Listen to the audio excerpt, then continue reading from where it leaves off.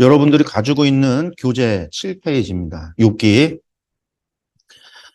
한 문장으로 저희들이 정리했을 때 의인은 여호와 하나님을 경외함으로 산다. 이게 욥기의 주제라고 저희들이 잡은 겁니다. 예, 경외함으로 산다. 아마 교재에는요, 의인은 여호와 하나님을 신뢰함으로 산다라고 표현해 놨어요. 신뢰함, 이게 이제 예전에 저희들이 신뢰함으로 산다. 그러니까 믿음의 삶을 이야기하기 때문에 하박국과 연결되어져서 그렇게 하나님을 신뢰함으로 산다라고 했는데, 그거보다는 그 전체 주제라고 볼 때는 경외함이라고 하는 것과 더 맞지 않을까라는 생각으로 제가 이제 PPT에는 이제 좀 수정을 했어요. 경외함이다. 그 관점에서 저희들이 조금 더 보도록 하겠습니다. 아, 그래서 이제 욥기를 보면은요, 욥기의 큰 주제 가운데 하나가 인과응보예요, 인과응보. 인과율에 대한 이야기죠, 인과율. 그러니까 인과의 법칙이라고 하는 거. 그래서 까닭 없이 하나님을 경외하겠습니까? 경외하는데도 이유가 있다라는 거예요. 까닭이 있다, 인과가 있다라는 거예요. 그래서 친구들의 이야기도 그렇죠. 인과가 있다라는 게 친구들의 주제죠, 이야기예요. 어떠한 원인이 있기 때문에 결과가 있다라는 거죠. 욥이 네가 겪고 있는 고난은 원인이 있다라는 거고 그 원인이 뭐예요? 욥의 죄 때문이다라는 거예요. 그렇지만 욥기 전체에서 이야기하고 있는 것은 우리가 알 수 없는 부분이 있다라는 거죠. 알지 못하는 인간의 인지를 넘어서는 존재와 그 인지를 넘어서는 것이 있다. 하나님의 뜻은 인간의 생각과 다르다. 하나님의 생각은 인간의 생각과 다르고 하나님의 경륜은 인간의 짧은 경륜으로 다 이해할 수 없는 하나님의 뜻이 있다. 이게 이제 욥기가 말하고 있는 부분인데 이 부분을 이제 욥기를 통해서 함께 보도록 하겠습니다. 이름 보면요, 이욥 고난당하는 욥이다라는 뜻이고요. 아람어로는 돌아오다라는 뜻, 회개하다라는 뜻이에요. 욥이 결국은 회개하게 되죠. 그래서 이욥이라고 하고요. 헬라어는 이욥, 뭐 같은 욥의 이름을 따서 욥이라고 했어요. 어, 욥이라고 하는 이름은요, 이스라엘 주변 세계 문헌에 많이 발견되고 나타나고 있어요. 뿐만 아니라 설화가 욥의 이야기는요, 이스라엘에만 있는 게 아니라 주변 나라들에도 욥이라고 하는 사람에 대한 이야기, 설화가 있다라는 거예요. 뿐만 아니라 욥이라고 하는 사람은 또 유대인이 아니에요. 유대인이 아닌 사람이 주인공이고 그 주인공이 하나님을 경외하고 있었다라는 거죠. 그런 점이 더 놀라워요. 그래서 이 이야기가 도대체 어떤 이야기인가라고 하는 것이 많은 설왕설래가 있는 거죠. 많은 사람들의 논쟁이 있기도 하고. 왜 그러냐면 또 이야기의 내용은 족장 시대를 배경으로 해요. 우리가 지금 어디까지 왔냐면 지금 다니엘서까지 왔는데 다시 족장의 이야기를 한다? 이상하죠? 이 족장 시대를 배경으로 하고 있어요. 왜 그런 걸 알 수 있냐면 여기에 사용되어지는 화폐 단위도 그렇고 족장 시대를 배경으로 하고 있고 율법 시대 이후로는 어, 율법 시대 이후로는요, 제사는 누구만이 드릴 수 있냐면 제사장만이 드릴 수 있죠. 그래서 사울왕이 제사 드렸다가 하나님 앞에 버림받잖아요. 내가 너를 버리고 다른 사람에게 기름 부어 왕으로 삼겠다라고 하셨단 말이에요. 제사를 드렸다라는 이유 때문에. 그런데 욥은요, 제사장이 아님에도 불구하고 하나님께서는 욥에게 제사를 명해서 욥이 친구들을 위해서 하나님 앞에 제사를 드리죠. 그리고 그 제사를 하나님께서 받으시고 그 친구들을 용서하시는 이야기가 나와요. 그런 걸 보면 족장이 제사를 드렸던 시대, 율법 시대가 아닌 그 이전 시대라고 하는 것을 우리가 또 생각해 볼 수 있다라는 거죠. 그래서 욥의 이야기는 분명히 과거 옛날 족장 시대를 배경으로 하는 이야기이지만 이 욥에 담겨 있는 이 사상은, 여기에 담겨 있는 신학은, 여기 담겨 있는 내용의 의미는 그런 족장 시대를 배경으로 하고 있지 않다라고 하는 게 욥기를 이해하는데 중요한 포인트이기도 합니다. 그리고 기록자가 미상입니다. 누가 기록했는지 전혀 몰라요. 아까도 말씀드렸다시피 많은 설화가 있었는데 결국은 그런 설화를 가져다가 어떠한 의도로 욥기라고 하는 책을 쓴 거예요. 기록자가. 그러니까 구전되어 오는 설화들 가운데 하나를, 그 설화를 가져다가 욥기라는 이야기를 한 거예요. 그러니까 욥의 이야기는 어쩌면 100% 역사적인 사건으로 조선시대 때 이 일이 그대로 있었는지 잘 몰라요. 왜? 기록한 사람이 이걸 통해서 기록하는 시대, 당시 자신의 시대에 하나님의 말씀을 예언서처럼 전한 거예요. 어떻게 보면 예수님께서 말씀을 전할 때 비유로서 말씀을 하고, 우리가 알잖아요. 거지 나사로의 이야기를 예수님께서 했지만 거지 나사로의 이야기와 부자와 거지 나사로의 이야기가 팩트, 진짜 있었던 일들이 아니라 예수님의 비유로 주셨던 말씀처럼 이 욥기라고 하는 것은 기록자가 비유를 통해서 당시 욥이라고 알려져 있었던 그 사람의 이야기를 가져다가 비유로서 어떻게 하나님의 메시지를 전했다, 설교로 전했다라고도 생각할 수 있는 게 욥기예요. 왜 그러냐면 미상 알 수 없고요. 다양한 기록자의 이 의견은 욥이 썼다, 엘리후가 썼다, 모세가 썼다, 솔로몬이 썼다, 이사야가 썼다, 예레미야가 썼다, 에스라가 썼다라고 하는 등등의 많은 이야기들이 있어요. 그 얘기는 사실은 모른다라는 이야기고, 혹은 여러 명의 편집자들에 의해서 편집됐다라고 하는 주장도 있어요. 여기에 보면은 아람어도 기록되고 히브리어도 사용되어지고 히브리어 문법 체계에 의한 운율, 히브리 시의 형태로 기록되어져 있으니까 이 사람은 히브리어를 사용하면서 아람어를 사용하는 사람이었다라는 거예요. 그리고 아람어는요, 유업 시대, 족장 시대에 아람어는 존재하지 않았어요. 프로토타입의 아람어는 있었지만 히브리 이 욥기에 기록되어 있는 그런 형식의 아람어가 아니었다라는 거죠. 당연히 모세도 마찬가지예요. 모세는요 프로토 시나이 언어를 사용했어요. 그러니까 애굽의 언어를 사용했고 그 애굽의 문자를 사용했고 시내 상 당시에 우리가 말하는 그 15세기 출애굽을 이야기할 때 15세기 당시에 시나이 프로토 시나이 제가 이제 그 표로서 언어를 말했지만 그 문자를 보여드렸었지만 프로토 시나이라고 하는 그런 당시에 그런 언어를 사용했단 말이에요. 솔로몬 시대가 가야 우리가 말하는 초기 히브리어 문법 체계가 완성이 되고 주전 10세기가 돼서 그런 문법 체계에 의해서 문체계에 기록이 돼요. 문법 체계가 완성이 돼야 그 다음에 운율이라고 하는 시가 나오는 거죠. 그래서 다양한 시들이 기록되어지고 이게 되어지는 것이 전부 다 솔로몬 시대라는 거예요. 그러니까 이런 것을 볼 때 절대로 욥 시대가 아니라는 거예요. 족장 시대가 아니라는 거예요. 기록되어진 것이 히브리어 방언을 사용하고 아람어 지식이 있는 후대의 시대, 제2성전 시대라고 우리가 이야기하는 바로 그 시대라는 거죠. 그러니까 이것을 이해하기 위해서, 기록자를 이해하기 위해서 제가 이제 성경 개관 앞에서 이야기할 때도 잠깐 보여드렸지만 이것을 이해해야 되는 거죠. 구전된 말씀이 있고 그 안에는 하나님의 계시가 있고 구전된 말씀 속에 나오는 욥이라고 하는 사람이 처해 있는 역사적 상황이 있는 거죠. 그 상황이 있는 것을 가지고 와서 이게 하나님, 계시는 하나님과 욥의 관계죠. 실제로 욥이 살았던 족장시대 욥이었던 그 욥이 있는데 그것을 이해하고 그것을 설교로 풀어서 설명하는 해석의 과정이 있었고 그 해석을 통해서 기록된 것이 최종 형태의 성경이다라는 거죠. 우리가 가지고 있는 성경. 그러니까 여기에는 기록자가 누구인지는 모르지만 그 사람의 해석이 여기에 포함이 되어져 있는 거예요.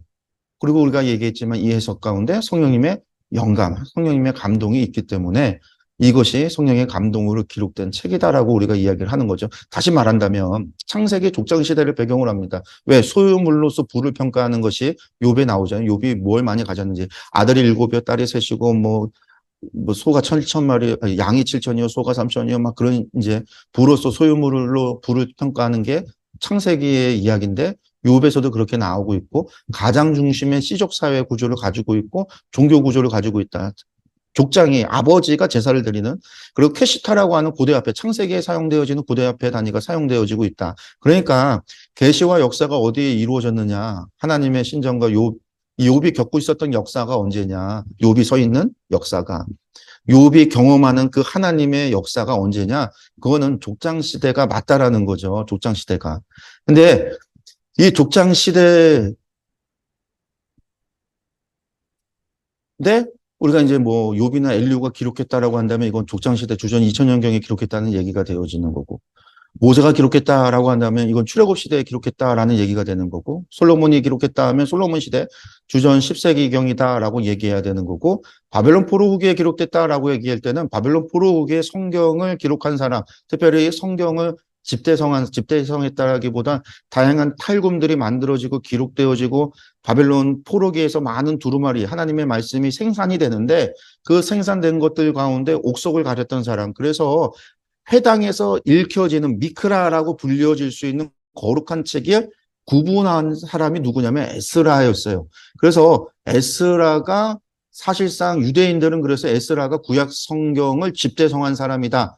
구약 성경을 편찬한 사람이다라고 이야기를 하거든요. 그러니까 아마 그 에스라 시대에 에스라에 의해서 에스라, 느헤미야, 역대상하, 욥기 이런 책들이 전부 다 에스라에 의해서 기록됐을 것이다라고 추정을 하는 거죠. 그래서 기록 연대를 다시 이야기한다면 욥과 하나님이 있지만 이것을 해석한 사람이 누구냐라고 할 때 이 해석 까닭 없이 경외합니까라는 질문을 던졌던 그 사람이 욥이냐 엘리오냐 맞지 않아요. 모세냐 그 당시의 주제하고 달라요. 솔로몬도 아니에요. 결국은 에스라. 나라가 멸망당하고 포로 후기 제2성전 시기를 겪었던 그 상황, 아직도 나라가 회복되어지지 않는 그러한 상황 속에서 우리는 왜 고통을 당하고 있어야 되는가? 우리는 왜 여전히 고통당하고 있는가? 라고 하는, 우리는 하나님을 왜 경외해야 되는가? 라고 하는 그런 질문에 답을 던지는 그런 질문, 신학적인 질문이 던져지는 것은 제2성전 시대 역대기 사관에서 답하고 있거든요. 그러니까 그런 것을 통해서 우리가 볼 때 바벨론 포로 후기 제2성전 시기에 기록되어졌을 것이고 그것이 유대 전승처럼 에스라에 의해서 기록된 것이 아닐까라고 추정을 하는 겁니다. 예, 그래서 포로 후기 기록의 근거를 보면 신명기 사관을 반박하는 내용들이 담겨 있어요. 인과응보에 대한 반론입니다. 여러분들 신명기 신학이 뭐예요? 하나님의 말씀에 순종하면 하나님께서 복을 주시고 하나님의 말씀에 범죄하면 불순종하면 하나님께서 벌하신다라고 하는 게 그게 신명기 신앙의 인과응보예요. 그래서 우리는 마음을 다하고 뜻을 다하고 정성을 다하여 하나님을 사랑하는 것이 우리의 본분이에요. 하나님의 명령이고 반땅이 우리가 해야 되는 거고 그리할 때 하나님은 우리에게 복을 주시는 거고 우리가 그러지 못할 때는 하나님이 벌을 주신다라고 하는 게 신명기 사관인 거거든요. 그게 인과응보에 대한 이야기인데 욥기는요 이것에 반론을 해요. 왜? 욥기는 나는 내가 죄 지은 게 아무리 생각하고 고민해도 나는 지은 게 없는데 내가 지금 이렇게 벌을 받고 있다라고 하는 거. 친구들의 공격이 바로 네가 지은 죄가 있지 않겠느냐. 잘 생각해봐라. 잘 생각해봐라. 끊임없이 질문하는 게 그거거든요. 그러니까 제2성전 시기를 걷고 있었던 그 이스라엘 사람들 초기에 우리가 말하는 학계 스가랴 같은 경우에 학계 같은 경우가 제1성전을 봤었던 사람이고 포로되어졌다가 다시 돌아왔었던 사람이다 보니까 제1성전직을 겪었던 시대의 사람이에요. 그 시대 사람들에게 있어서는 결국은 이스라엘의 멸망이 예루살렘 성전의 무너짐이 에스겔에서도 마찬가지지만 누구의 죄 때문이에요? 당시 그들의 죄 때문이었어요. 그래서 에스겔에서 하나님께서 아버지가 포도를 먹었더니 아들이 이가 시다라고 하는 그 속담이 이스라엘의 속담이 있었는데 그 속담을 다시는 하지 못하겠다, 하게 하겠다라는 말씀을 하시는 이유가 우리는 죄를 안 짓는데 왜 이 고난을 겪습니까? 라고 얘기할 때 니들 죄 졌다라고 하는 걸 하나님께서 에스겔을 통해서 환상을 통해서 보여주신 거잖아요. 그렇지만 시간이 지났어요. 제2성전 시대가 됐어요. 성전도 다 지었어요. 성전이 완공되고 80년 가까이 시간이 지나서 에스라가 돌아와서 제2성전 시대를 살고 있었던 그 사람들 이미 첫 번째 포로되었다가 돌아왔던 사람들은 다 죽고 정말 포로 이후에 제2성전 시대에 태어나서 제2성전 시대를 살고 있었던 사람들에게 있어서 우리의 죄 때문에 우리 하나님의 약속이 이루어지지 않고 땅이 회복되어지지 않고 하나님 나라가 회복되어지지 않는다라는 말은요. 잘못된 말이에요. 조상들이 죄져서 정말 멸망당했고 포로됐다가 돌아온 거고 우리는 이후에 태어나서 우리는 하나님 말씀대로 성전도 다시 짓고 예배도 드리고 있는데 왜 하나님의 약속은 왜 완전한 회복은 이루어지지 않습니까? 에스겔의 예언이 왜 응하지 않습니까? 하나님이 다시 돌아오시고 하나님 새 예배가 드려지고 하나님의 땅 분배가 왜 이루어지지 않습니까? 야, 니들 죄 때문이야. 이렇게 되는 거죠. 그런 시대를 겪고 있었던 이들에게 인과응보를 이야기하는 것은 신명기 사관, 신명기 이야기를 계속해서 이야기 전하고 있는 것은요. 그들에게 위로가 되지 않는다라는 거예요. 우리는 잘하고 있는데. 욥기가 다루고 있는 주제가 그거예요. 욥은 나는 죄 지은 것이 없는데 왜 이 일이 이루어졌을까? 그리고 또 이 일이 이루어는 이유도 알아요. 하나님께서 행하셨다라는 것. 모든 것은 하나님께서 행하신다라는 걸 알고 있어요. 내가 벌 받고 있는 것도 하나님께서. 그러니까 더 이해가 안 가는 거죠. 제2성전 시대를 살고 있었던 사람들이 성전도 짓고 예배도 드린다고 하는데 시간이 그렇게 지나가고 있는데도 회복되지 않는 것, 이 모든 일이 하나님께서 이루셨다라는 걸 이해가 가는데 아는데 알기 때문에 더더욱 신명기의 말씀을 그 신명기의 말씀을 토라를 가르치고 있는 선지자들의 혹은 사관 랍비들의 이야기를 더 받아들일 수 없는 거죠. 그것이 역대기 사관, 바로 제2성전 시대의 질문이고 고민이었다라는 거예요. 그런 주제를 다루고 있고 이사야 40장과 55장의 과의 공통 요소가 같이 있어요. 위로와 구원의 메시지 공통 요소가 있고요. 사탄, 우주의 질서 등의 개념이 언제 나오는 거냐면 기원전 6세기 후반에서 5세기 초의 사상이 바벨론 포로 제2성전기에 가서야 그런 것들이 나오기 시작을 해요. 천사라고 하는 것도 그렇고, 예전에는 창세기를 보면요, 천사라기보다는 다 뭐예요? 하나님의 사자라고 나오잖아요. 하나님의 사자, 말라크라고 나와요. 하나님의 말라크가, 하나님의 사자가. 그래서 그 하나님의 사자가 어떨 때는 하나님 본인이시기도 하고, 어떤 경우에는 천사이기도 하고, 이것이 정확하게 나오지 않고 말라크라고 하는 것으로, 하나님의 사자라고 하는 것으로 전부 다 설명되어지고, 구분되어지지 않아요. 뭐 사무엘서에도 마찬가지죠. 사무엘서 같은 경우는 하나님께서 부르시는 악령이 사울 왕을 좀 막 병들게 하는 그것을 하나님께서 부르시는 악령이라는 것으로 표현하지 하나님이 쓰시는 악령인데 그 악령이 귀신하고는 다른 거예요. 사람에게 병을 주거나 사람을 심판하고 하는 것을 전부 악령이라고 표현했는데 하나님의 뜻을 받들어서 이 땅 가운데서 하나님의 뜻을 이루는 천사를 그렇게 표현했던 거예요. 근데 바벨 제2성전 시기에 가면 그런 천사들과 아예 심판하는 천사도 아예 천사로서 구분하고 악령은 귀신으로서 사단의 세력으로서 구분해서 더 구체적으로 표현하기 시작을 해요. 그렇기 때문에 이런 것들이 기원전 6세기 후반에 이루어졌다. 5세기 초의 사상이고 제2성전 시대의 언어다라고 하는 거죠. 그런 것들이 이제 우리가 욥기를 보면 욥기 안에서 그런 것을 확인해 볼 수 있다라는 거고요. 포로 후기 예언서인 스가랴 말라기서의 일부 유사성이 존재한다. 같은 신학적인 역대기 신학을 담고 있다. 그렇기 때문에 욥기의 이야기는 욥이 서 있는 상황은 족장 시대를 이야기하지만 그 안에 담고 있는 욥의 이야기를 가지고 와서 기록자가 그것을 해석해서 회당에서 사람들한테 제2성전이 살아가는 사람들한테 메시지를 전했던 그 메시지의 내용은 제2성전 시대의 문제, 제2성전 시대에 하나님이 주셨던 그런 신학, 역대기 신학 사상 그런 것들을 담고 있는 책이다라고 우리가 이해를 하면 돼요. 그래서 그 주제가 고통이고 또 그것을 통해서 말하고 있는 게 하나님 경외함에 대한 이야기가 나오고 있다라고 보시면 되겠습니다. 기록 목적 보면은요, 모든 것 위에 계신 하나님의 주권과 섭리를 이야기하고 있고 고난받는 의인의 삶을 소개하고 있습니다. 의인은 하나님을 경외함으로 산다라는 것을 이야기하고 있고요. 신명기 신학의 인간응보로 설명할 수 없는 삶이 존재하고 있다라는 걸 분명하게 이야기하고 있어요. 그 고난당하는 성도의 바른 자세와 믿음을 이야기합니다. 그 자세는 뭐겠어요? 의인은 믿음으로 산다. 하박국의 이야기처럼 환난과 어려움과 고난이 있어도 오직 하나님을 경외하고 살아가야 되는, 하나님을 신뢰하고 살아가야 된다라는 그것이 욥기의 이야기다라고 보시면 되겠습니다. 예, 욥기 들어가서 볼게요. 전체 보기 보시면은요, 욥기는요 42장으로 되어져 있는 매우 긴 이야기예요. 긴 이야기인데 욥의 고난이 1장과 2장에서 욥의 고난 받는 이야기가 나오고요.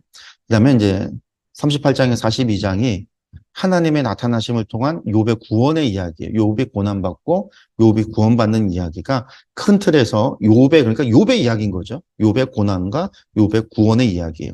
그 중간에 3장에서 37장까지의 얘기가 욥과 세 친구의 논쟁에 관한 이야기죠. 친구들과의 논쟁 이야기.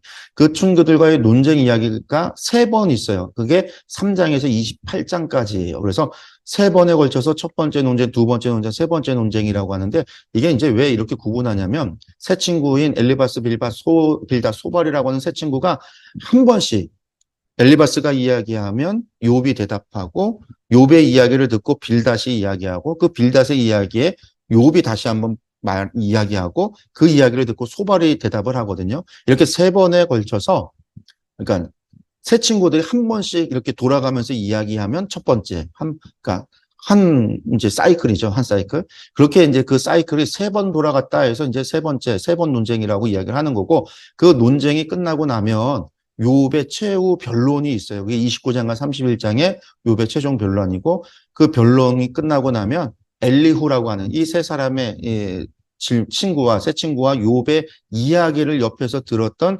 엘리후라고 하는 사람이 등장해서 그 사람이 이제 이야기하는 엘리후의 이야기가 하나님의 나타나심 이전에 32장에서 37장에 걸쳐서 엘리후의 이야기가 진행이 됩니다. 그래서 욥이라고 하는 것이 새 친구들과의 대화, 한마디로 대화예요, 대화. 그런데 우리가 이 욥기에 대해서 좀 오해하는 것들이 좀 있어요. 그게 뭐냐면 욥의 이야기가 욥을 보면 욥이 최후 변론에 들어가서 새 친구들과 논쟁할 때까지는 욥이 괜찮은데 29장 넘어가서 최종 변론에 가서 욥이 계속 공격을 받으니까 나중에 열받아서 나의 의가 하나님의 의보다 더 낫다라고 하는 그러한 잘못을 했다라고 하는 해석을 하는 경우가 많아요. 욥기의 이야기에 예전에 대부분 그렇게 욥을 이야기했는데 그건 잘못됐어요. 왜 그러냐면 욥기를 어떻게 이해했기 때문이냐면 이렇게 얘기했기 때문에 그래요. 세 번에 걸친 순환 논쟁을 누구로부터 시작해요? 그러니까 첫 번째 논쟁, 두 번째 논쟁, 세 번째 논쟁인데 누구로부터 논쟁의 시작을 누구로부터 보기 때문에 그러냐면 엘리바스로부터 논쟁을 보고 있기 때문에 그래요. 그러니까 아픈 친구 찾아가고 엘리바스가 공격했다라는 거죠. 그러니까 이 친구 놈들은 나쁜 놈들이에요. 엘리바스로부터 시작해서 이렇게 보면은요. 아니 아파서 고통당해서 다 죽게 생겨있는 요백에 와서 엘리바스가 야 너 죄 지은 게 있으니까 빨리 회개해. 이런 얘기를 했으니 이 욥이 화가 나겠어요? 안 나겠어요? 당연히 나겠죠. 그러니까 엘리바스로부터 이야기를 시작하기 때문에 그래요. 이거는 잘못된 거라는 거죠. 이야기가 그렇게 시작이 되질 않아요. 욥기는 어떻게 시작을 하냐면 욥의 탄식으로부터 시작을 해요. 그러니까 욥기의 이야기를 세 친구와의 대화를 엘리바스로부터 시작해서 세 친구들을 나쁜 놈으로 만들고 욥은 좋은 사람, 의인이다라고 생각해서 이야기하면 안 된다라는 거예요. 이런 논리이기 때문에 뭐가 나오는 거예요? 욥이 의인이었고 의인이긴 맞죠. 근데 세 친구들과의 대화 속에서도 욥은 끝까지 믿음을 지켰던 의인이었고 그가 고통 가운데 인내했기 때문에 결국은 복을 받았다라는 이야기로 그래서 그냥 욥기를 고통과 인내와 복으로서 설명하려고 하는 그런 해석이 나온다라는 거예요. 근데 욥기가 어떻게 인내하면 복 받는다는 얘기겠어요. 사람들이 복 받는다는 얘기를 많이 해요. 왜? 나중에 욥이 구원받아서 하나님 옆에 갑절의 복을 받았잖아. 그러니까 사람들이 그런 얘기를 하는 거죠. 답답한 얘기인 거예요. 답답해요. 왜 그럴까? 여러분들, 욥의 자식들이 아들 7과 딸 셋이 죽었어요. 한날에 다 죽었어요. 나중에 하나님께서 다시 아들 7과 딸 셋을 줬어요. 7과 딸 셋을 줬는데 그게 죽었던 자녀들이 부활해서 태어난 게 아니라 새로운 자식 낳았으면 옛날에 죽은 자식들은 다 기억에서 잊혀지나요? 우리 흔히들 이야기하잖아요. 부모가 죽으면 땅에 묻고 자식이 죽으면 마음에 묻는다고요. 욥이 그 열 자식의 한순간에 죽은 그 열 자식을 마음에 품고 그 고통과 그 슬픔을 평생 안고 가는 거예요. 그걸 안고 가기 때문에 그럼에도 하나님을 신뢰하고 하나님을 경외하고 산다는 거죠. 어떻게 재산 늘어났다고 해서 욥이 인내해서 욥 갑절의 복을 받았다고 이야기할 수 있느냐. 그렇게 할 수 없어요. 그건 정말로 그거는 돈만 바라보는 사람들의 이야기예요. 돈만. 재산이 늘어났다라는 소와 양과 막 그런 것들이 늘어난 것만 바라보는 아주 세속적인 사람들의 해석인. 욥을 그렇게 고통을 인내했더니 복을 받았다라고 하는 것으로 해석해서는 안 된다고 하는 거고 그런 해석이 나오는 것 가운데 하나가 엘리바스로부터 시작되어지는 논쟁이고 이 세 친구들은 죽일 놈 처음부터 나쁜 놈들 욥을 비난하는 나쁜 놈들 뭣도 모르면서 욥을 갖다 정죄하는 사람들이다라고 이야기하는 해석이라는 거죠. 근데 욥기는 그렇지 않고요. 욥의 탄식으로부터 시작해요. 욥의 탄식으로 시작하면 어떻게 진행이 될까요?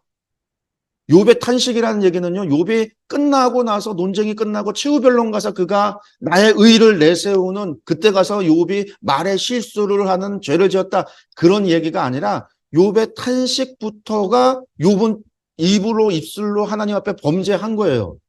그의 내용이. 그리고 그 이야기를 듣고 엘리바스가요. 욥아 그런 얘기 해서는 안 돼. 하나님 앞에 범죄하는 거야. 그래서는 안 돼. 라고 엘리바스가 욥의 탄식을 말리는 거예요. 그렇게 해서 들여다보면은요, 욥의 대화했던 게 28장, 29장에서부터 그가 자신의 의를 내세운 게 아니라 하나님 틀렸고 나가 옳다라고 얘기한 게 아니라 욥은요, 처음부터 3장부터 하나님이 틀리고 자신이 옳다라는 이야기를 변함없이 진행이 돼요. 우리가 그것을 찾아보면 욥의 이야기가 이것이 그런 주제구나라는 것들을 찾아볼 수가 있어요. 이제 그걸 모르니까 이제 나중에 보면 욥의 이야기를 잘못 오해하는 경우가 너무 많죠. 23장의 이야기. 뒤에 가서 설명을 드리도록 하겠습니다. 우리 전체 보기 들어가서 보겠는데요. 욥의 고난, 서론이죠. 욥의 고난과 결론, 욥의 구원인데 이 서론 부분에 해당하는 것은 결국은 사탄의 시험이고 그 사탄의 시험의 질문이 뭐예요? 하나님 까닭없이 하나님을 경외하겠습니까? 근데 의인은요, 까닭 없어도 하나님을 경외해야 되는 거예요.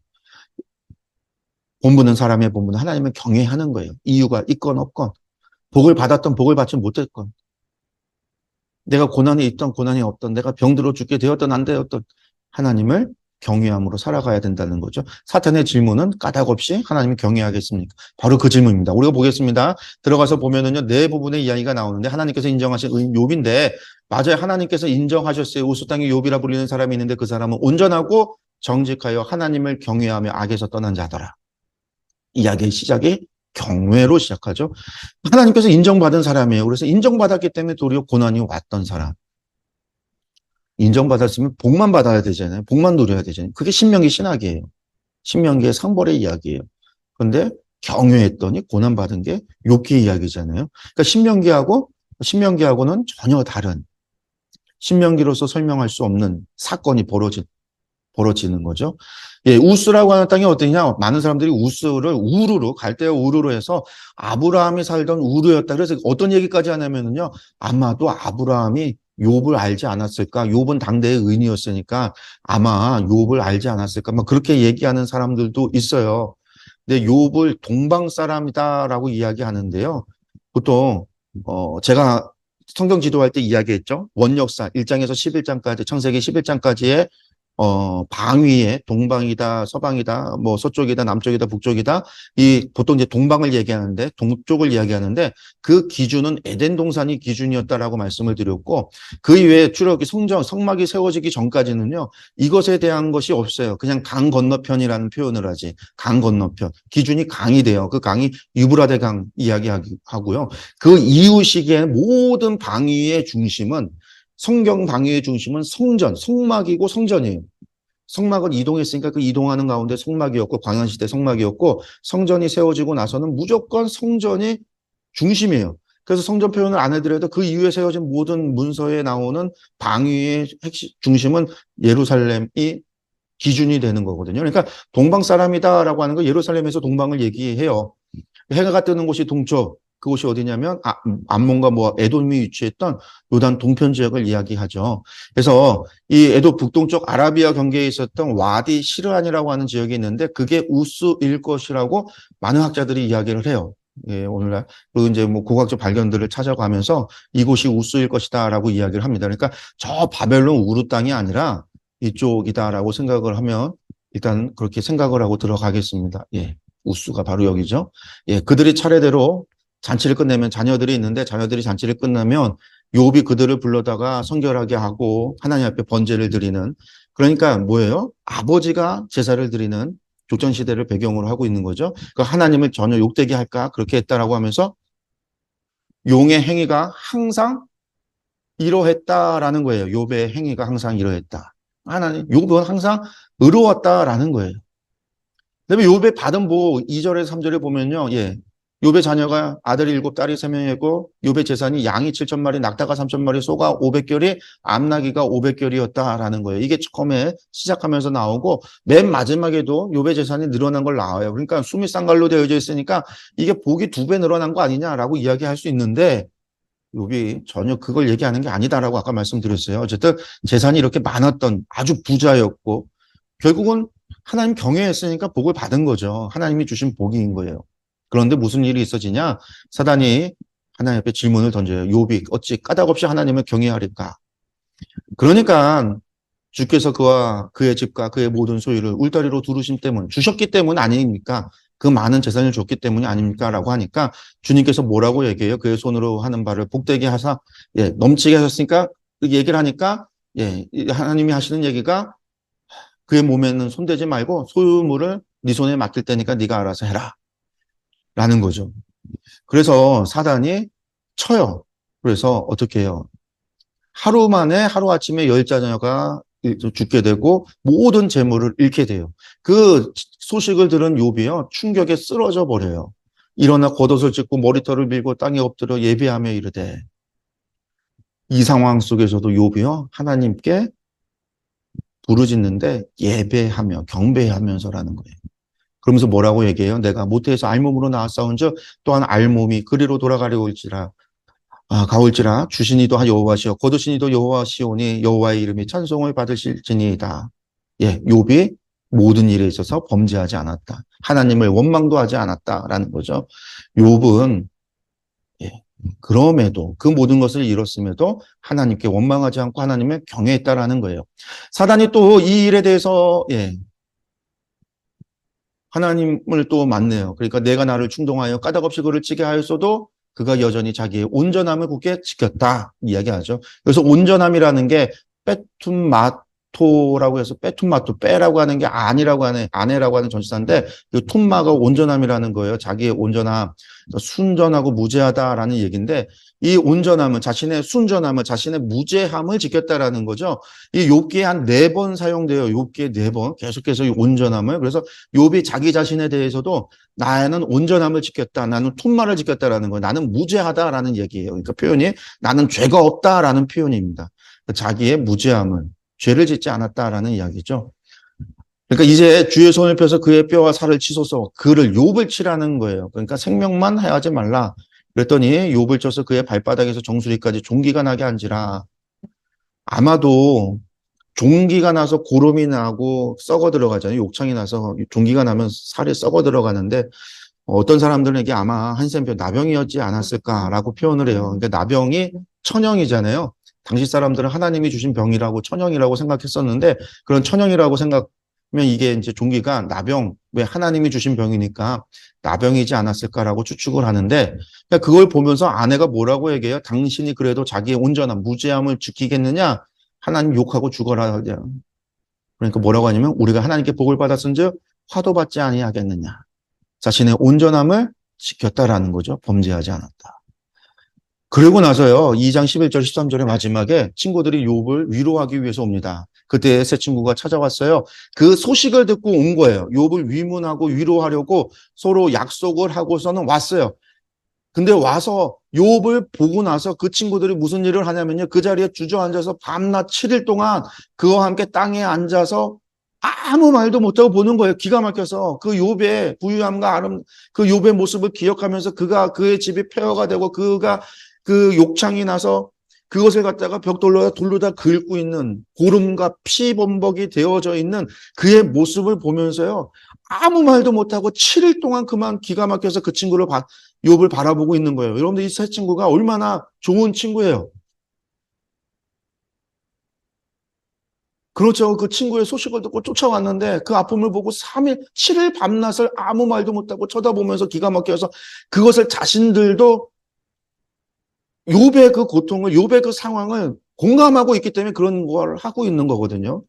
그러니 이 친구들이 나쁜 친구들이에요? 좋은 친구들이에요? 좋은 친구들이에요. 근데 우리는 자꾸만 이 친구들을 아주 나쁜, 천하의 나쁜 놈들로 만드는데 그렇지 않다라는 거죠. 이들이 누구냐? 예, 엘리바스는 대만 사람이다. 대만 사람이고 빌닷은 수아 사람이고 그리고 소발은 나아마 사람이다라고 하는데 나아마는 유다 산지에 있는 지역이고요. 빌닷은 그 수아는요 길거메스 남쪽 혹은 에돔 지역. 그래서 수아가 정확하게 어딘지 모르는데 아마도 갈거메스 남쪽보다는 이 아래쪽 에돔 아래에 있는 수아일 것으로 봐요. 왜냐하면 같은 지역에 있는 사람들이 요즘과 같이 도로가 발달되고 교통이 많아서 자주 교류하고 교통할 수 있는 상황이 아니잖아요. 아마도 이 지역에 있던 사람들이 같은 지역에서 양을 치고 소를 쳤으니까 목축을 했었던 사람이었으니까 욥이 지역을 다닐 수밖에 없어요. 풀을 찾아 다닐 수밖에 없었단 말이에요. 그러니까 그런 과정에서 친구가 돼서 서로 사귀었다라고 한다면 이 사람들이 전부 다 이 남부 시리아 지역에 있었던 지역의 사람들이 아닐까. 나아마, 대만, 수아, 이게 우스라고 하는 지역이 바로 이 지역에 아닐까라고 생각을 하는 거죠. 그래서 욥의 친구들이 그렇게 왔다라는 거예요. 그 다음에 이제 논쟁이 시작이 되는데 3장에서 14장에서 논쟁이 시작이 되는데 욥의 탄식부터. 그러니까 아내가 그렇게 욕할 때에도 하나님 욕하고 죽어라라고 아내가 이야기할 때도 내가 하나님께 복을 받았은지 화도 받지 않겠냐고 하나님 앞에 범죄하지 않았잖아요. 주신 이도 하나님이고 거두신 이도 여호와시다. 하나님을 찬송했잖아요. 그런데 친구들이 올 때까지 시간이 있었겠죠. 그 고통의 세월을 지나고 욥기를 보면 그의 친척들도 다 떠나가요. 아내만 옆에 남아서 계속해서 욥을 향해서 너 뒤지라고 얘기를 하고 있는 상황이었고 죽으라고 얘기하고 있는 상황이었고 그런 상황 속에서 그 친구들을 보고 서로 마주보고 7일 동안 있다가 한마디로 말해서 욥이 무너진 거예요. 무너진 거예요. 그의 마음을 붙잡고 있었던 욥이 무너진 거예요. 그 순간에 친구들. 그래서 그가 입을 열어서 고통의 탄식을 하는 거죠. 3장이. 그 후에 7일이 지난 후에 욥이 입을 열어서 자기 생일을 저주하니라. 우리가 시편에서도 나오는데요. 우리가 예레미야도 얘기했잖아요. 내가 태어나지 말 것은 막 그렇게 마른 우물에 빠져서 그가 자신의 태어남을 저주하는데 욥기가 자신의 생일을 저주했다라는 얘기는요. 결국 생명이 주신 분이 누구예요? 하나님을 원망하는 거예요. 이게. 그래서 욥의 탄식 안에는 결국 하나님을 향한 원망이 가득 들어 있어요. 그래서 자신의 생일을 저주하는. 내가 두려워하는 그것이 내게 임하고 내가 무서워하는 것이 내 몸에 미쳤구나 라고 하면서 욥이 이야기를 해요. 여러분들 교재를 보면은요 조금 이 욥기가 다른 거하고 조금 다른 부분이 있는데 이 대화에 들어가서는요 로마자 말고 이제 숫자 1로 돼서 욥의 탄식 때 있으면 욥의 탄식 3장 1절에서 26절 되고 나서 밑줄 긋고 그 다음에 큰 따옴표로 내가 난 날이 멸망하였더라면 이런 이제 말씀을 넣어놨어요. 그리고 욥기 맨 마지막에 가면 여러분들 가지고 있는 교재 22페이지를 보면은요 이것을 다 정리를 해놨는데 정리되어져 있는 부분들이 있는데 요 말이 뭐냐면 대화잖아요. 대화는 결국은 누가 어떤 말을 했고 그 말 때문에 상대가 어떤 얘기를 했느냐. 사실은 욥기는요. 이 대화는 그 대화의 핵심만 따라가면 욥기를 이해하는데 어려움이 없어요. 근데 우리가 자꾸 이 대화라고 하는 걸 빼놓고 이들이 얘기한 것을 톡 잘라서 요절을 갖다 놓고 그 요절이 담고 있는 신학이 뭐냐 이렇게 해석을 하니까 욥이 이상한 방향으로 가는 거예요. 욥기의 이야기를 전혀 욥의 원래의 의미를 놓치고 신학적인 철학적인 질문을 찾아가게 되는데 그렇지 않아요. 그래서 욥은 그 대화만 쫓아가면 돼요. 교재에 해놓은 거를 여러분들이 보고 그냥 그것만 읽어가도 지금 어떤 대화가 지금 진행이 되고 있다라는 걸 여러분들이 알 수 있어요. 이 말씀을 찾아갈 때도 그것을 가지고 우리가 이제 제가 말씀을 한번 그 말씀들만 좀 따라가면서 그 대화를 한번 따라가 보도록 할게요. 엘리바스가 먼저 이야기합니다. 죄 없이 망하는 자가 누구냐? 인과응보죠. 원인과 결과가 있다라는 것. 4장 1절에서 5장 27절까지 4, 5장에 걸쳐서 이야기하는데 결국 그가 욥에게 하는 얘기예요. 생각하여 봐라. 죄 없이 망하는 자 누구냐? 죄가 있으니까 망하는다라는 거죠. 정직한 자의 끊어짐이 어디 있냐? 사람이 어떻게 하나님보다 의롭겠냐? 엘리바스도 알고 있어요. 뭐가? 욥에게 일어난 일이 하나님으로부터 되어졌다라는 걸 아는 거예요. 그러니까 사람이 어찌 창조하신 이보다 깨끗하겠느냐. 원인이 있어서 결과가 있지 않느냐. 이게 엘리바스의 주장인 거죠. 나라면 그러니까 나는 하나님을 찾겠고 내 일을 하나님께 의탁하겠다. 그러니까 하나님께 원망하지 말고 원망하면 하나님 앞에 범죄하는 거잖아요. 원망하지 말고 도리어 하나님을 찾고 하나님께 기도하고 하나님을 의뢰해라. 하나님께 징계받는 자에게는 복이 있으니까 왜 하나님께서 징계를 업신여기지 말고 왜 복이 있냐면 하나님께서 그걸 통해서 회개하면 하나님께서 더 큰 복을 줄 테니 회복시키실 거니까 그렇게 하라라는 거예요. 욥의 그 얘기를 엘리바스의 그 얘기를 들으니까 욥이 뭐라고 하겠어요? 그 세월 동안에 내가 하나님 앞에 범죄한 게 없다라는 거죠. 전능자의 화살이 내게 박히면 하나님께서 일을 내게 하셨으니 하나님의 두려움이 나를 엄습하여 치는구나.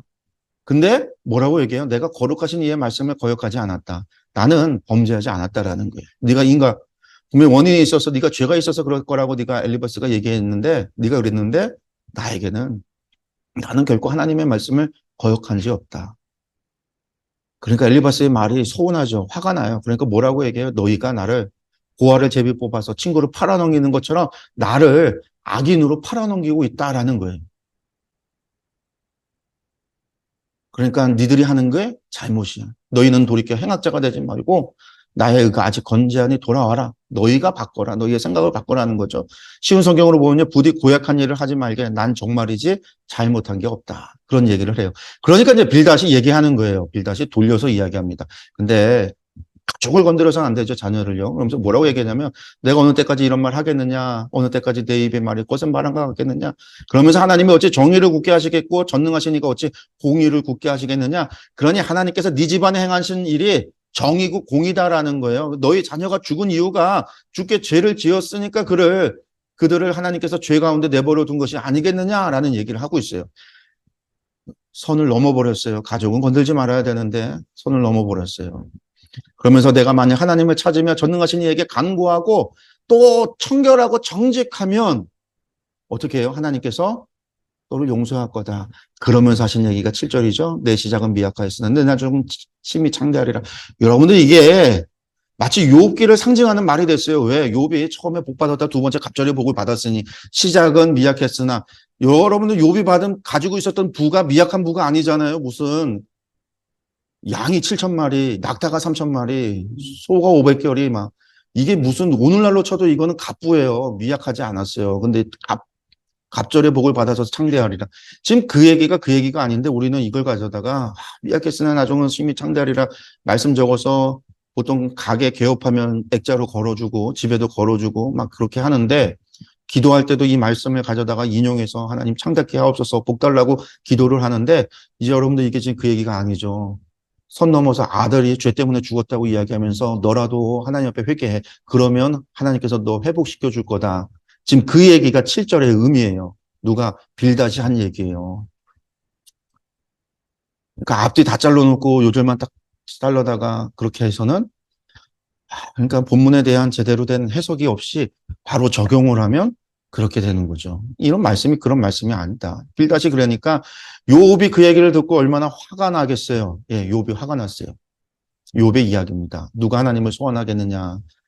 그리고 그 까닭을 내게 알게 하소서 해서 9장과 10장에 걸쳐서 욥이 이야기하는데요.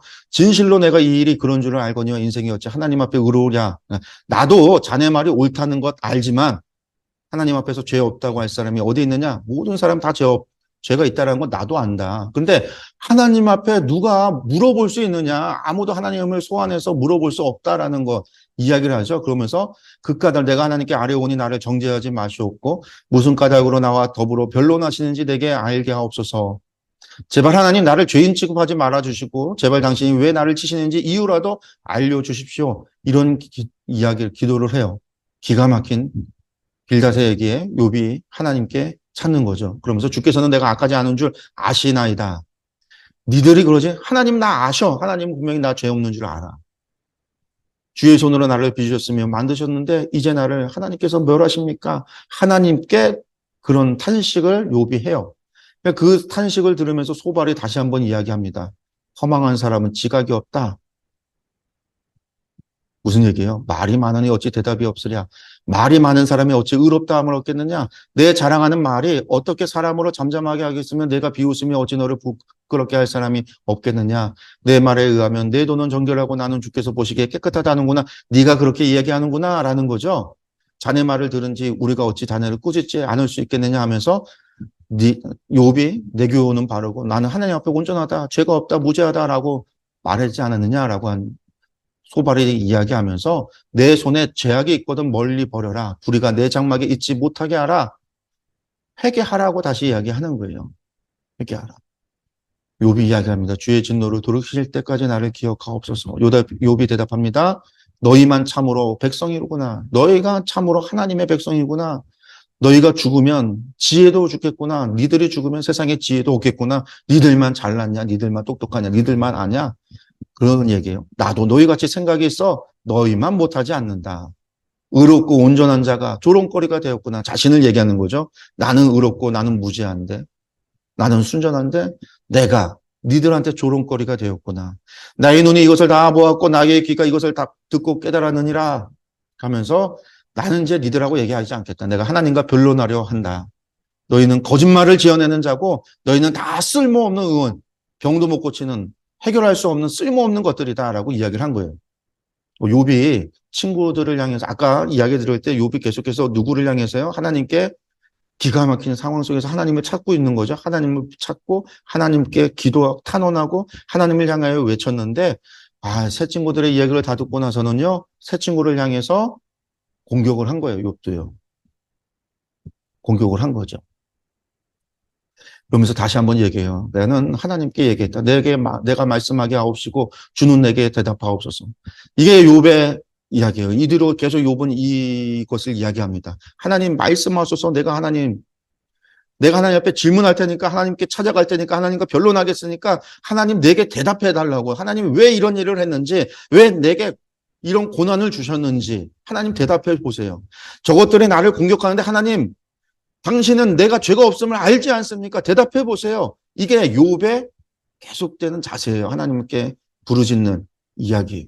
그러니까 이 욥의 이야기가 28장 가서 하나님 앞에 그런 얘기가 한 게 아니라 처음부터 하나님께 대한 원망으로부터 시작된 그의 탄원부터 탄식으로부터 시작이 된 거예요. 나의 죄악이 얼마나 많으니까 나의 허물과 죄를 내게 알게 없어서 내 죄가 얼마나 많게 이 일을 했습니까? 하나님 좀 말씀해 보세요. 이게 욥의 이야기라는 거예요. 욥의 이야기. 그 이야기를 듣고 나니까 엘리바스가 다시 나서서 이야기하죠. 두 번째 논쟁이 시작이 되는 거죠. 예, 엘리바스가 뭐라고 얘기했냐면 울분을 터뜨리며 자기 자신을 찢는 사람. 욥이 그냥 얘기한 게 아니죠. 이게 친구들한테 화를 내서 울분을 터뜨리면서 자기 그나마 넉마가 된 옷을 찢고 몸을 찢으면서 얘기한 거예요. 그걸 보면서 새 친구들이 또 이야기하는 거예요. 근데 새 친구들이 악해서 그런 게 아니라 지금 욥이 범죄해서는 안 되잖아요. 입으로 더 범죄해서는 안 되잖아요. 회개해서 하나님 앞에 다시금 용서받아야 된다라는 생각을 가지고 있기 때문에 이런 얘기를 계속해서 하는 거예요. 욥에 대한 걱정이 없으면요. 그냥 돌아가면 돼요. 떠나가면 돼요. 그의 친척들이 다 떠나갔듯이 떠나가면 돼요. 그런데 새 친구들은요. 욥을 포기하지 못하기 때문에 사실은 계속 얘기하고 있는 거예요. 근데 그게 감정 싸움이 되면 이렇게 되는 거죠. 위로하러 갔다가 감정 싸움이 되는 거죠. 내가 아는 것을 우리가 알지 못하는 것이 무엇이냐? 우리도 안다라는 거죠. 내가 깨달은 것을 우리가 소유하지 못한 것이 무엇이냐? 우리도 안다라는 거예요. 사람이 어찌 깨끗하겠느냐? 여인에게서 난 자가 어떻게 의롭겠느냐? 다 죄인 아니냐? 악을 저지르기를 물 마신 같지 않은 가증하고 부패한 사람을 하나님께서 어떻게 용납하겠느냐? 우리 다 죄인이다. 네가 자꾸만 의를 주장하는데 야 아니야. 우리 다 죄인이야. 죄인. 그 얘기는요. 네가 기억 못하는 죄가 있을 것이다라는 얘기예요. 다른 말로 이야기한다면. 욥이 뭐라고 얘기했냐면요. 난 차라리 하나님의 중재가 나 더 이상 너희랑 얘기 못하겠으니 하나님 나오셔서 하나님 중재해달라고. 그게 16장의 이야기입니다. 이런 말은 내가 많이 들었다. 니들한테만 들은 게 아니라 나도 많이 들었다. 그런데 나 위로해준다고 하는 사람들이 와서 많이 얘기했는데 다 그런 얘기했는데 그 위로해주는 게 아니라 도리어 재난을 준다. 나에게 상처를 준다. 그 얘기를 하고 있는 거죠.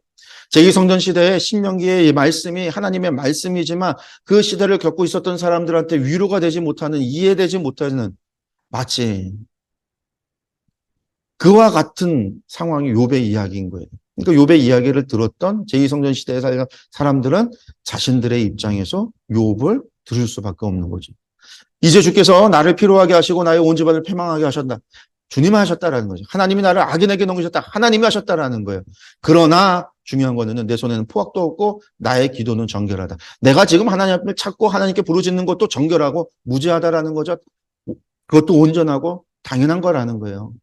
그럼 나의 친구는 나를 조롱하고 나를 조롱하지만 내 눈은 계속해서 하나님을 향하여 있고 내가 하나님을 향하여 눈물을 흘린다라는 사랑하는 하나님 사이의 인자와 그 이웃 사이에 중재하기를 원한다. 그래서 욥은요. 그래도 마지막 계속해서 하나님의 중재를 원해요. 하나님을 찾아요. 그가 하는 행동은요. 그러니까 하나님 앞에 어떻게 보면 하나님께 따지는 거니까. 그렇지만 그 모습이 또 하박국이 하나님 앞에 질문을 던지고 파수대에 올라서 하나님께 따졌던 것 그와 같은 모습이죠. 욥이 하나님을 끝까지 믿기 때문에 하나님이 그와 같은 일을 했고 결코 하나님은 까닭없이 죄인을 벌하시는 분이 아닌 걸 그가 믿고 있기 때문에 믿지 않았다고 한다면요. 떠나면 돼요. 다른 사람들처럼 몰렉을 찾아가거나 그모스를 찾아가거나 바알을 찾아가거나 바알세불을 찾아가면 돼요. 내가 병들었으면 바알세불 찾아가면 돼요. 그러나 욥은 끝까지 하나님을 찾는다라는 것 하박국처럼 욥은요. 하나님을 향한 믿음을 잃지 않았다라는 거예요. 17장에 나의 소원은 탄식을 또다시 탄식합니다. 나를 조롱하는 자들이 나와 함께 있으므로 내 눈이 그들의 충동함을 항상 보는구나. 그러면서 청하건대 나에게 담보물을 주어서 나의 손을 잡아 줄 자가 누구리이까? 주께서 그들의 마음을 가려 깨닫지 못하게 하셨사오니 그들을 높이지 마소서. 친구들을 향해서 높이지 말아달라고 막 그런 얘기를 하고 있죠. 그러면서 나의 날이 지나갔고 내 마음의 소원도 끊어졌다. 내 희망 다 사라졌다라고 하는 그런 절망의 탄식이죠. 탄식을 합니다. 왜 절망이 왔을까요? 이 일이 하나님으로부터 되어졌다라는 것을 믿기 때문에 절망하는 거예요. 하나님께서 했으니 절망이죠.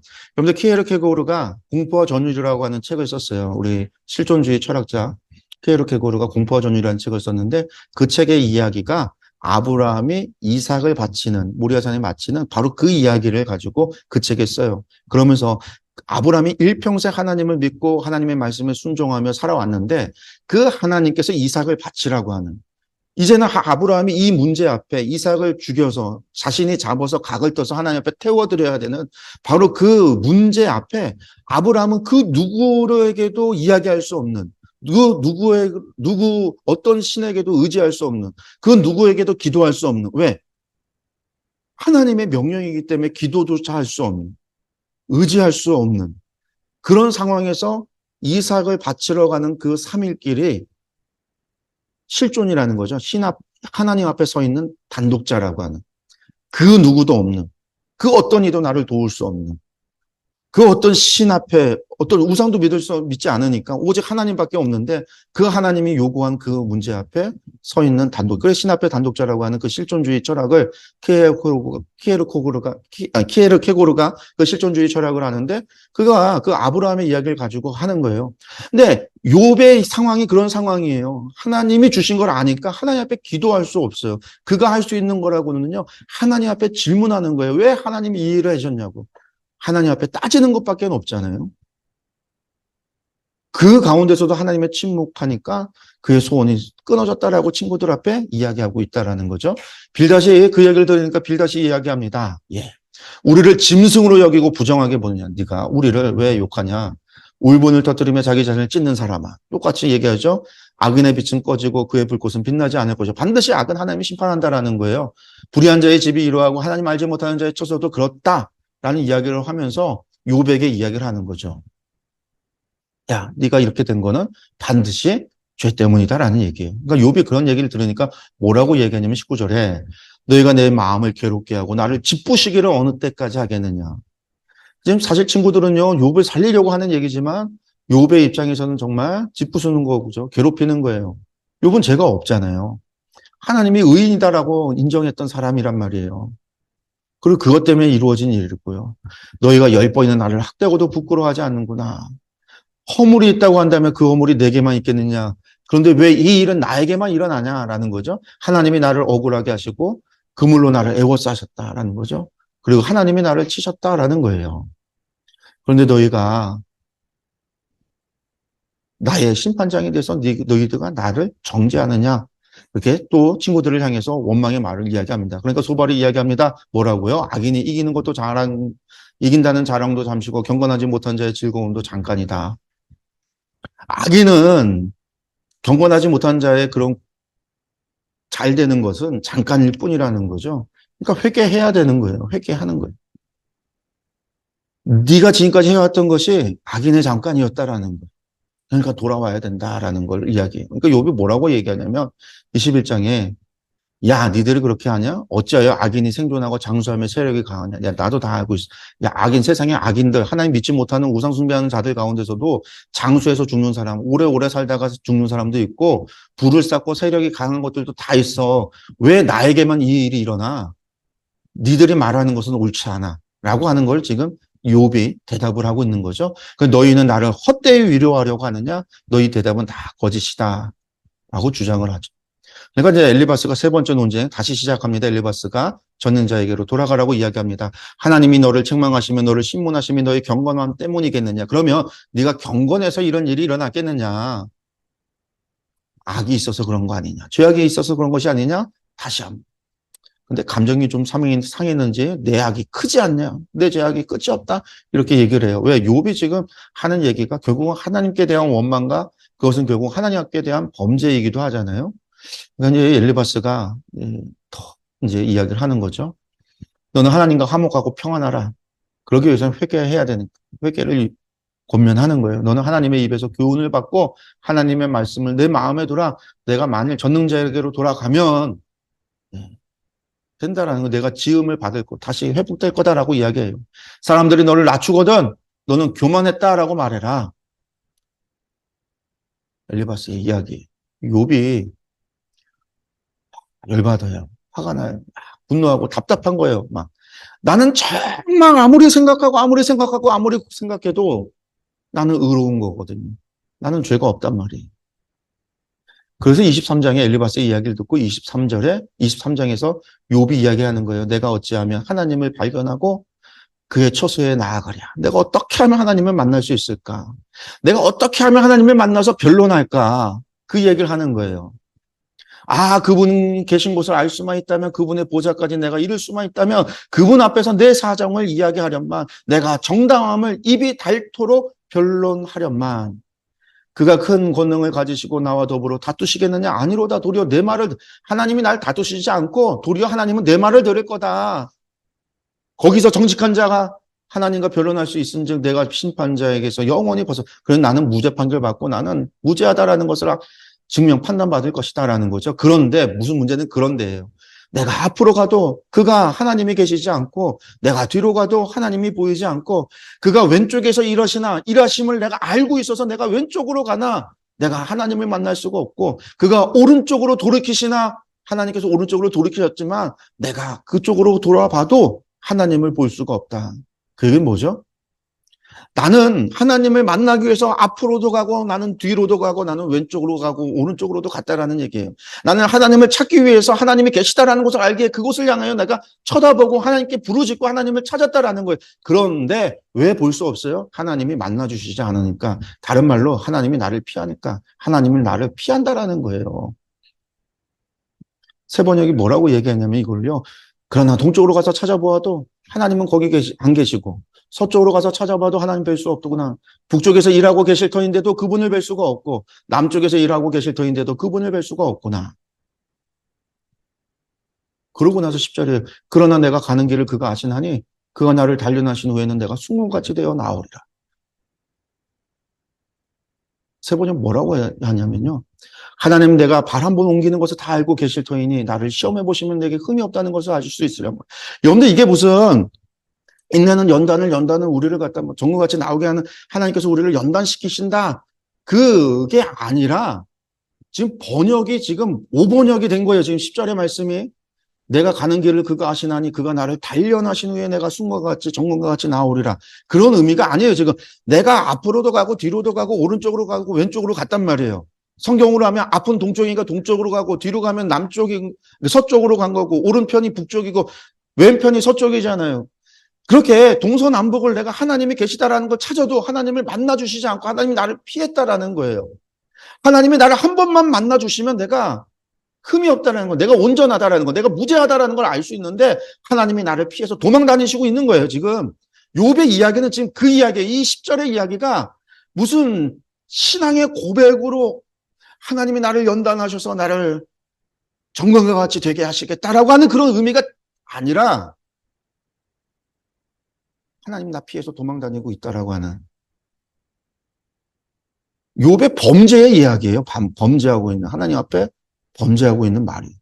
근데 이거를 갖다가 앞뒤 다 잘라놓고 10절만 갖다가 요절로 큐티할 때 요절 딱 잘라서 요절로 잘라놓고 요것만 딱 보니까 아, 그가 나를 단련하신 후에 내가 정금과 같이 되는구나. 환난은 인내를, 인내는 연단을, 연단은 소망을 이루는 줄 내가 아는 듯하다. 사도 바울이 로마서에서 이야기했던 그 말씀이 생각나면서 아, 그래 하나님이 나를 단련하면 정금같이 될 거야 라고 해서 이런 찬양을 만들어내는 거죠. 주가 보이신 생명의 길 나 주님과 함께. 욥의 이야기는요 주님과 함께가 아니라 주님 나 도망가고 있다는 얘기인데 번역이 잘못됐어요. 그래서 카톨릭 성경은 뭐라고 했냐면 그분께서는 내 길을 알고 계시니 나를 시험해 보면 내가 순금으로 나오련만 내가 무죄하다라는 걸 내가 온전하다라는 것을 아시련만.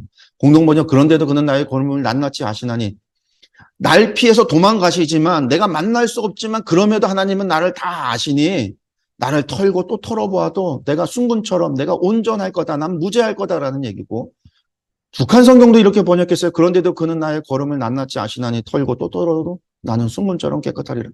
개역 개정이 번역이 잘못되어 있는 거예요. 그러니까 이게 왜 이렇게 번역이 되죠?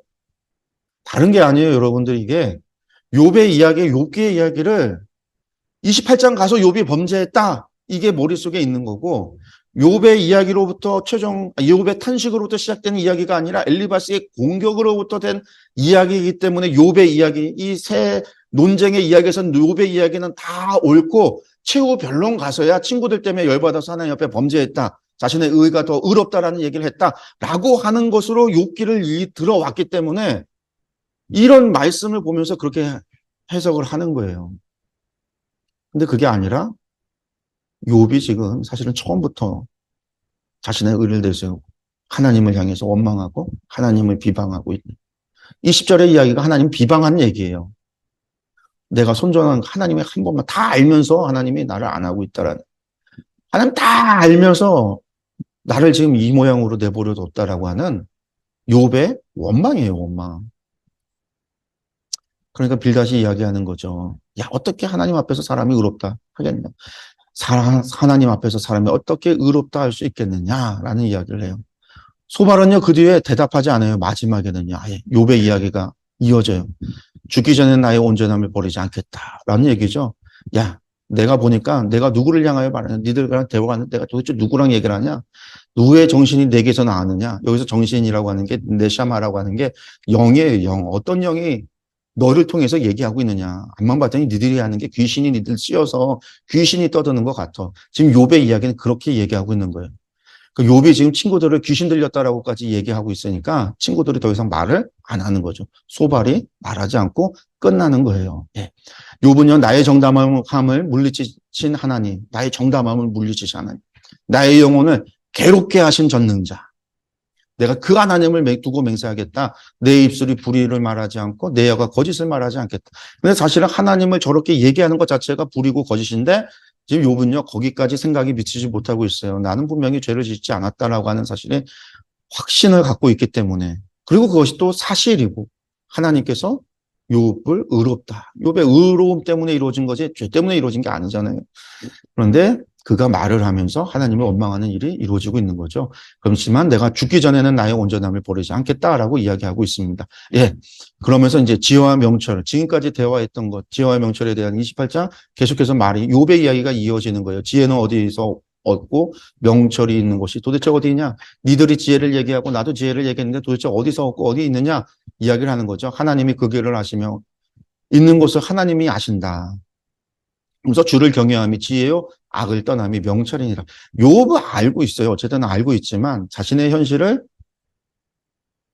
상황을 받아들일 수 없고, 그 지금까지 가지고 있었던 인과율로서는 설명할 수 없는 그것이 그가 가지고 있는 딜레마인 거죠.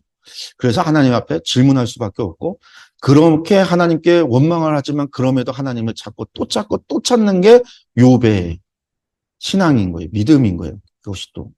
그래서 이제 욥의 최종 변론이 29장부터 시작이 됩니다. 예, 욥의 최종 변론. 29장은요, 지난 세월에 다시 오기를 하나님께서 보호하시던 때, 나의 잃어버린 10명의 자녀들과 그때를 바라보면서 돌아오기를 원한다라고 하는 거죠.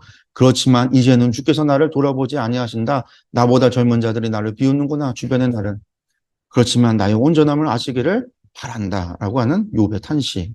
나를 노래로 조롱하며 내가 그들의 놀림거리가 되었다. 주변의 동네 아이들이 욥을 조롱하는 거예요. 그들이 나를 미워하여 멀리하고 서슴지 않고 내 얼굴에 침을 뱉는도다. 지금 그런 일을 욥이 계속 겪고 있었던 거죠. 사람들의 비웃음과 조롱과 놀림거리를 당했던 것을. 그럼에도 내가 주께 부르짖으나 주께서 대답하지 아니하시며 내가 섰사오나 주께서 나를 돌아보지 아니하시나이다. 욥의 탄식. 마지막 변론 31장입니다. 전능자가 내게 대답하시기를 바란다. 마지막으로 내가 하나님 앞에 누구든지 나의 변명을 좀 들었고 내가 하나님의 그 대답을 듣기를 원한다라고 하는 그 마지막 욥의 그런 탄식을, 욥의 간구의 기도로 끝이 나요.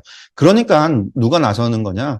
옆에서 듣고 있던 엘리후가 나선다라는 거죠. 엘리후가 나서는데 엘리후가 화를 내면서 논쟁에 끼어들어요. 왜? 새 친구들을 향해서 욥을 그냥 자꾸만 죄인이다라고 정죄하는데 죄가 무엇인지 몰라요. 죄가 뭔 죄가 있는지 모르면서 그냥 무조건을 정죄하고 있잖아요. 그러니까 그 정죄함에 대해서 책망을 해요. 그리고 욥에 대해서는 네가 그렇게 의롭다고 너의 의를 내세우면서 하나님을 불의하다라고 얘기하냐면서 욥도 정죄해요. 그래서 욥과 새 친구들을 전부 다 정죄하는 게 엘리후예요. 그렇지만 엘리후가 그렇게 이게 하면서 이야기하는데 그 엘리후의 이야기를 들어보면 그 이야기 안에도 결국은 인과응보를 떠나지 않아요. 인과율을 이야기해요. 그렇지만 엘리후 말에 너무나 중요한 이야기 하나가 있는 거예요. 왜 이런 일이 벌어졌는가? 제2성전 시대를 살고 있었던 고난, 고통 속에 있는 그들에게 왜 이런 일들이 이루어지고 있는가라고 하는 답이 될 수 있는 말이 엘리후의 말 속에 있습니다. 네, 엘리후의 평가는요, 뭐 새 친구의 의견과 똑같다.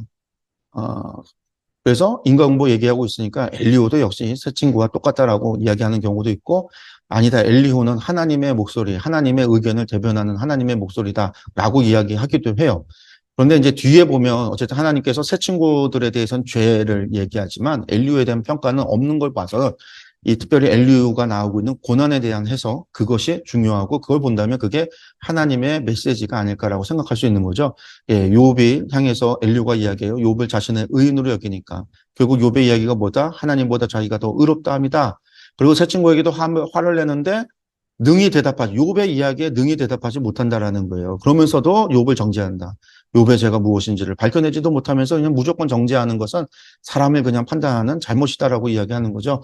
엘리후가 이야기합니다. 나는 깨끗하여 악인이 아니며 순전하고 불의도 없거늘 참으로 하나님이 나에게서 잘못을 찾으시며 나를 자기의 원수로 여기사, 이게 이제 욥이 이렇게 얘기했다라는 거죠. 네가 의로워서 하나님은 불의하다라고 얘기하냐? 그러면서 이 말에 그대가 의롭지 못하니 하나님은 사람보다 어쨌든 크다. 사실은 엘리바스가 했던 얘기와 똑같은 얘기를 하는 건데, 그런데 여기에 뭐라고 얘기하냐면 30절이에요. 29절, 실로 하나님이 사람에게 이 모든 일을 제삼 행하심은, 이런 고난과 고통과 이런 일이 일어나게 하심은 30절이에요. 그들의 영혼을 구덩이에서 이끌어 생명의 빛을 그들에게 비추려 하심이다. 죄 때문에 그렇다가 아니라, 신명기죠. 죄 때문에 그렇다가 아니라 30절의 얘기는 구원하기 위해서, 생명으로 인도하기 위해서 하나님께서 사람에게 고난을 줄 때도 있다라는 거예요. 도리어 생명을 주시기 위해서 고난을 줄 수 있다라는 거. 고난에 대한 새로운 해석이에요. 그래서 역대기의 사관이 뭐냐? 신명기는 무조건 인과지만 인간이 당하는 고난이, 하나님이 주시는 고난이 결코 죄 때문에만 일어나는 것이 아니라 도리어 우리에게 생명을 주시려고, 우리를 살리려고 하시는 일이 될 수도 있다라는 거죠. 그러니까 하나님이 고난을 주시는데 우리를 그래서 어떤 것이 나오는 거예요? 연단의 신학이 나오는 거죠. 그래서 신약에서 신명기적으로만 이야기하면, 신약에서 고난당하면 그거 다 죄 때문이에요. 사도 바울에게 병이 있다. 하나님 앞에 3번이나 간구했지만 하나님이 고쳐주지 않았다. 그건 죄 때문인 거예요. 그러나 그의 약함을 도리어 자랑으로, 하나님께 영광 돌리는 것으로 삼는 것. 그것은 연단이라는 거죠. 예수님이 우리에게 고난의 십자가를 지고 고난의 길을 가라고 그랬어요. 베드로는 뭐라고 했어요? 그리스도의 남은 고난에 동참하라고 그랬어요. 왜 고난에 동참해야 돼요? 고난이 생명을 살리는 것이 될 수 있으니까. 주의 생명을 위한 일이 될 수 있으니까요. 신명유기적으로 하면 고난받아서는 안 돼요. 다 잘 살아야 돼요. 병 걸려도 안 돼요. 하나님 믿으면요, 항상 형통해야 돼요. 그러나 신약에서는요, 형통한 것을 요구하지 않아요. 부자는 구원받기, 하나님 나라에 들어가는 것이 낙타가 반역기 통과하는 것보다 어렵다고 그랬어요. 아예 저주를 하셨어요. 부자 되는 게. 그러고서 십자가 지라고 그랬어요. 좁은 길로 들어가라고 했어요. 주의 그리스도의 남은 고난에 동참해야 된다고 그랬어요. 그리스도의 고난에 동참하는 자가 그리스도인이라는 거예요. 고난에 대한 새로운 해석, 역대기 신학이죠. 욥기로부터 시작되어졌던 이 해석이 있기 때문에, 이러한 답이 있기 때문에 고난에 대해서 새롭게 이야기할 수 있게 되는 거예요. 이게 엘리후의 이야기. 나머지 이야기 있지만 넘어가겠습니다. 그리고 나서 하나님의 나타나심인데, 엘리후가 이렇게 얘기해도요, 욥이 받아들이지 않아요. 긍정할 수 없어요. 그러니까 최종적으로 하나님의 나타나심이 이야기합니다. 근데 하나님이 나타나셔서 욥이 지금까지 계속 찾았잖아요. 하나님 만나시기만 하면 뭐라고 했어요? 하나님은 듣고 내가 얘기할 거라고 그랬어요. 그러면 이제 하나님 앞에 질문하고 하나님 앞에 말할 얘기를 다 준비하고 하나님 만나기만을 원했는데, 하나님 정말 만났거든요. 근데 하나님은 듣지 않고 하나님이 질문을 해요. 하나님이 그냥 38장에서 40장에 걸쳐서, 40장 2절에 걸쳐서 그냥 하나님이 쏟아붓죠. 질문을 던져요. 뭐라고요? 폭풍우 가운데 욥에게 말씀하여 이르기를 무지한 말로 생각을 어둡게 하는 자 누구냐? 무식한 말로, 쉬운 성경에는 무식한 말로 나의 뜻을 어둡게 하는 자 누구냐라는 거예요. 욥이 잘못했다라고 그러면서 질문하는 거죠. 내가 땅에 기초 놓을 때 내가 어디 있었느냐? 욥이 전혀 대답할 수 없는 것을 막 얘기하시는 거죠. 욥이 지금까지 내가 말하고 하나님 들으소서 했는데 하나님께서는요, 내가 말할 테니까 네가 대답해봐라 라는 거예요. 그러면서 욥의 고난에 대해서 아무 말도 안 하세요. 그러면서 하나님이 질문을 던지니까 욥이 뭐라고 해요? 첫 번째는요, 내가 무엇이라 주께 대답하리까? 나는 비쳐나오니 무엇이라 주께 대답하리까? 손으로 내 입만 가릴 뿐이로소리다. 나 다시는 내가 더 대답하지 않겠습니다. 하나님 앞에 변론하자고 자신만만했던 욥이 하나님의 질문 앞에 자신감을 사라졌어요. 아무것도 나는 아는 게 없이. 나는 지혜롭다. 내가 지혜롭다고 그렇게 친구들과 논쟁해서 내가 다 안다. 내 말이 진리다라고 주장을 했는데 하나님이 주시는 질문에 아무것도 말할 수 없는, 정말 나는 무식한 자라는 것, 무지한 자라는 것을. 그러니까 나는 더 이상 대답하지 못하겠다. 하나님 앞에, 질문 앞에 굴복하는 거죠. 다시 하나님 질문합니다. 내 의를 세우려고 나를 악하다 하겠느냐? 내가 나의 공의를 부인하겠냐 하면서 네 의를 세우려고 나를 악하다 하겠느냐? 네가 하나님처럼 능력이 있느냐? 내가 능력이라도 있으면 내가 인정해 줄게. 그러면서 하나님이 질문을 해요. 그랬더니 너무 하시죠. 그러니까 욥한테 그런 질문을 던지니까 욥이 뭐라고 얘기해요?